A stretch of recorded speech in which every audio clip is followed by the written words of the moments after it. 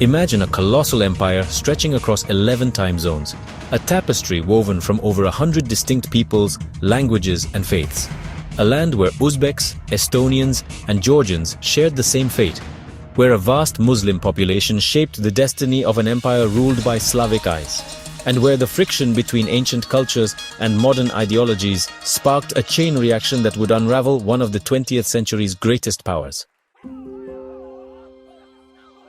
This was the Soviet Union, a state born from revolution, sustained by ideology, and shattered by the complex forces of history and identity. What led to its rise and spectacular fall? And how did the echoes of its demise reshape the world?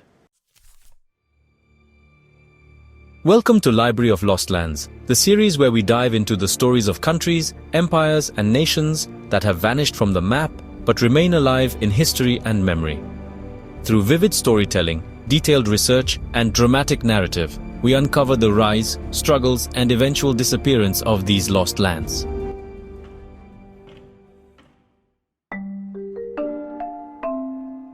Today, we explore the history, complexity, and legacy of the USSR, the Union of Soviet Socialist Republics, a superstate that dominated much of the 20th century, only to dissolve dramatically in 1991. Through ethnic diversity, political turmoil, and demographic shifts, the Soviet experiment offers lessons in power, identity, and the fragile bonds that hold nations together.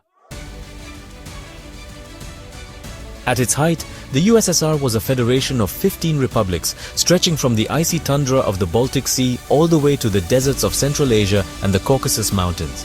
Its population really was a mosaic of ethnicities. Slavs, such as Russians, Ukrainians, and Belarusians, formed the largest groups, but millions of Uzbeks, Kazakhs, Armenians, Estonians, and Georgians, among others, also lived within its borders. The Soviet leadership grappled with the challenge of forging unity from this diversity, a task made even more complicated by vast religious differences, including a large Muslim demographic predominantly in Central Asia and the Caucasus. The USSR was born from the ashes of the Russian Empire after the 1917 Bolshevik Revolution. The promise was equality, brotherhood, and liberation from the old imperial order. Lenin and his successors envisioned a socialist utopia, but the reality was a state that would demand control, conformity, and often brutal repression.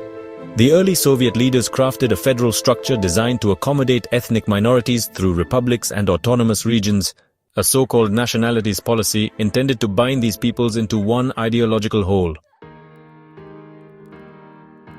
Despite its flaws, the Soviet Union was a remarkable force. It transformed a largely agrarian society into an industrial superpower, defeated Nazi Germany in World War II, and launched the space race. Leaders like Stalin and Khrushchev were reluctant in some respects, wary of nationalist sentiments that threatened unity. Yet they also used ethnic division strategically to maintain control. This uneasy balance held for decades, reinforced by a common ideology and centralized power. However, beneath the surface simmered deep ethnic tensions and demographic challenges. The large Muslim populations of Central Asia felt increasingly alienated by Slavic-dominated policies. Russification efforts, repression of religious practices, and economic disparities sowed resentment.